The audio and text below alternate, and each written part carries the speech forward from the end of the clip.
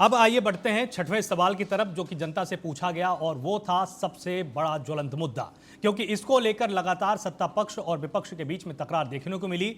सवाल था कानून व्यवस्था को लेकर, जिस पर विपक्ष के साथ साथ एनडीए के साथी दलों के नेता चिराग पासवान भी सरकार को एक बार घेरते हुए नजर आए थे। हालांकि बाद में मुख्यमंत्री के तौर पर उन्होंने नीतीश जी को ही अपना फेवरेट बता दिया था।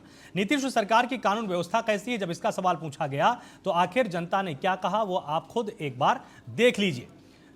37% लोगों ने माना है कि कानून व्यवस्था बिगड़ी हुई है और 30% लोगों ने माना है कि इसमें काफी सुधार हुआ है और 33% लोगों का यह मानना था कि इसमें कोई भी बदलाव नहीं मिला है। मतलब बिगड़ी हुई की तरफ 37% लोग थे, सुधार की तरफ जो ये मान रहे थे कि नहीं कानून व्यवस्था ठीक हुई है वो 30% लोग थे, और कोई बदलाव नहीं हुआ है ये मानने वाले 33% लोग थे।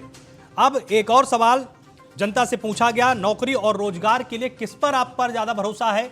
जब यह सवाल जनता से पूछा गया तो आखिर जनता ने क्या जवाब दिया, उसका आंकड़ा भी आपको एक बार दिखा देते हैं। एनडीए पर 26% लोगों ने भरोसा किया, महागठबंधन पर 41% यानी 41% लोगों ने भरोसा जताया है। जन सुराज पर, जो कि बिल्कुल नवोदित पार्टी है, इस पर 18% लोगों ने भरोसा जताया है और 15% ऐसे लोग थे जो कि थोड़े कंफ्यूज थे, वो बता नहीं पा रहे थे कि भाई अभी हम किसको मतदान करेंगे, किस पर मुहर लगाएंगे, ये क्लियर नहीं है। जब चुनाव नजदीक आएगा हम तभी ठीक से बता पाएंगे। यहां पर तमाम मेहमान मेरे साथ लगातार जुड़े हुए हैं। सबसे पहले जितेंद्र जी आपके पास आऊंगा, क्योंकि आपका पक्ष अभी नहीं आ पाया था। जितेंद्र जी, आपसे समझना बहुत जरूरी है कि देखिए, जिस तरह से कानून व्यवस्था को लेकर ज्यादातर लोगों का यह मानना है कि भाई कानून व्यवस्था खराब हुई है, और ये इसलिए क्योंकि जुलाई के महीने में अपराध को लेकर काफी चर्चा बिहार के अंदर हो रही थी। साथ ही जब ये पूछा गया कि भाई रोजगार के लिए आपको और किस पर आपको ज्यादा भरोसा है, तो वो जो महागठबंधन है उस पर भरोसा जताते हुए लोग नजर आए हैं। आपको क्या लगता है कि थोड़ी सी खतरे की घंटी आपको सचेत रहना चाहिए कि जब भी अब आगे आपके नेता बात करें तो विकास की ज्यादा बात करें? हमेशा विकास की ही बात करते हैं और विकास का ही काम विगत 20 वर्षों से कर रहे हैं। हम लोग ज्यादा पोस्टरबाजी में और सरकार की ब्रांडिंग में विश्वास नहीं किए हैं। नीतीश जी का काम ही है जिसके बदौलत पिछले 20 साल से हम लोग बिहार में बिहार वासियों की अनवरत सेवा कर रहे हैं। तो हम लोग इस चुनाव में ही अपने जो विकास के कार्य है जो पिछले 20 सालों में हम लोगों ने किया है, प्लस अगले 5 साल का जो हमारा रोड मैप है, उसके आधार पर इस चुनाव में जाएंगे। अब आपके कानून व्यवस्था के सवाल पे आ जाते हैं, तो कानून व्यवस्था बिहार की चाक चौबंद और दुरुस्त है।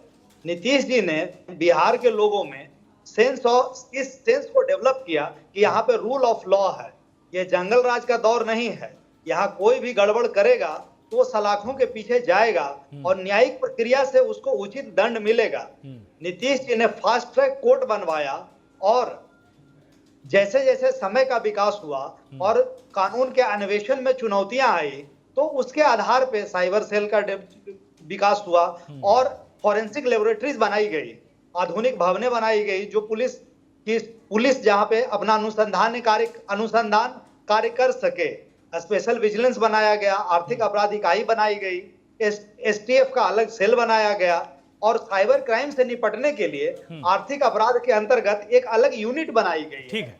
तो इस तरह से विकास के बहुत सारे कार्य और कानून व्यवस्था चाक चौबंद रहे, यही हमारी नीतीश सरकार की एसओपी है।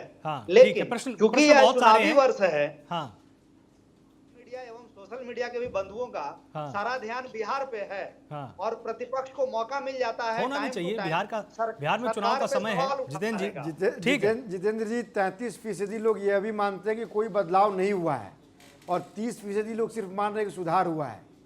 तो आप जो दावा ये कर रहे हैं कि सुधार हुआ है, हमने फास्ट ट्रैक कोर्ट बनाया, नीतीश जी की सरकार ने ये किया, फिर ये 33% लोग कौन है जो मान रहे हैं कोई बदलाव नहीं हुआ है?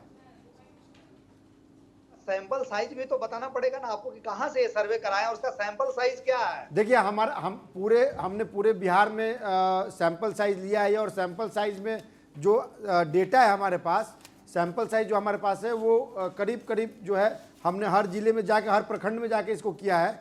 और ये सैंपल साइज जो है वो आपको मैं बता दूं कि करीब करीब, अगर मैं आपको बताऊं कि सिर्फ अगर मैं प्रमंडल वाइज आपको बताना शुरू करूं तो बहुत लंबा हो जाएगा। अगर मैं आपको 1-2 एग्जांपल देता हूं कि अगर पूर्णिया प्रमंडल की बात करें आप, तो 24 विधानसभा सीटें आती हैं और वहाँ 9,150 लोगों के बीच ये सवाल पूछा गया है, उनके बीच ये सर्वे किया गया है। तो आप अंदाजा लगा सकते हैं कि सर्वे का सैंपल कितना अच्छा है, कितना बड़ा सैंपल है। इसलिए सैंपल की बात पे ना सवाल उठा के जो आपसे सवाल पूछा जा रहा है, आप ये बताइए कि 33% लोग ये कह रहे हैं कि भाई कोई बदलाव नहीं हुआ है। ये बड़ी बात है। आप दावा कर रहे हैं कि आपके यहाँ नीतीश जी ने ये सुधार किया, नीतीश जी ने फास्ट ट्रैक कोर्ट बनवाए, और इन दिनों लगातार आप घटनाएं देख लीजिए। कल की घटना आप देख लीजिए, दो बच्चों को जिंदा जला दिया गया, शव मिले हैं उनके। लगातार क्राइम बढ़ रहे हैं। आईसीयू में घुस के गोली से मार दी जाती है। क्या आप मानते हैं कि कानून व्यवस्था अच्छी है? पटना जैसे आप राजधानी में आईसीयू में घुस के आप गोली मार देते हैं किसी को, और आप कहते हैं कि बदलाव है, आप कहते हैं कि सुधार है, आप कह रहे हैं कि आपके यहाँ जो है वो फास्ट ट्रैक कोर्ट है। क्या करना है उस कोर्ट का? जब आईसीयू में मरीज सुरक्षित नहीं है। आप समझिए, एक अस्पताल के अंदर, नामी अस्पताल के अंदर कोई आईसीयू में जाता है, हथियार लेके जाता है और हत्या करके चला जाता है।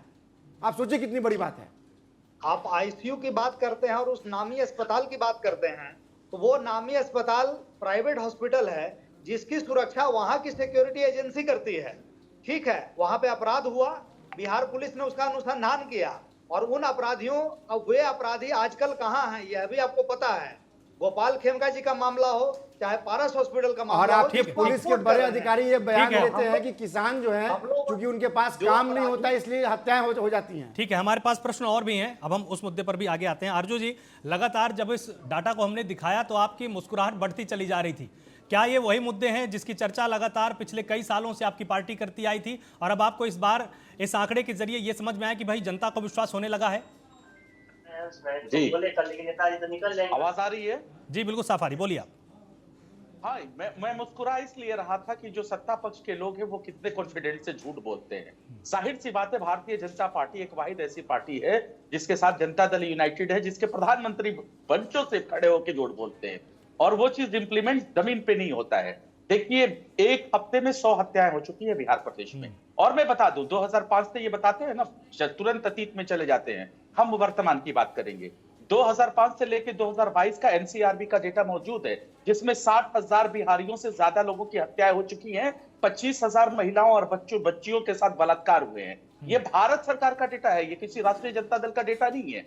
और आप देख सकते हैं, ये बोल रहे थे कि पारस का जो है हॉस्पिटल का अपना सिक्योरिटी होता है। अरे वो अपराधी पेरोल पे आया था, उसके साथ पुलिस वाले थे। क्या कर रहे थे आप? वो कुख्यात अपराधी था जो कि इलाज के लिए आया था जेल से, डायरेक्ट बेउर जेल से।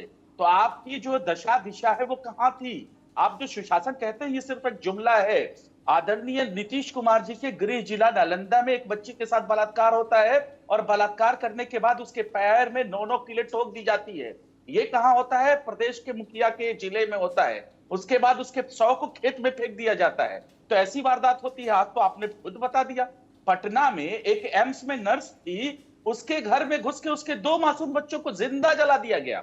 उससे पहले आपने पूर्णिया की घटना देखी, 5 लोगों को जिंदा जला दिया गया था। तो ये जिंदा जलाने वाली बातें हो रही हैं। और हम तो क्राइम बुलेटिन जारी करते हैं, उस क्राइम बुलेटिन को सत्ता पक्ष के लोग कहते हैं कि ये झूठ है और खोखले हैं। हम एनसीआरबी का डेटा कहते हैं तो कहते हैं ये अपनी तरीके से कहते हैं। तो मैं आपसे विनम्र निवेदन करूंगा कि एक बार एनसीआरबी का डेटा भी इनके मुंह पे थोड़ा सा दिखा दीजिए और मार दीजिए। हकीकत ये है कि भ्रष्टाचार जो भी करता है, जो भी भ्रष्टाचारी है, जो बलात्कारी है, जो अपराधी है, सत्ता में बैठे हुए लोग उसको संपोषित और संरक्षित कर रहे हैं।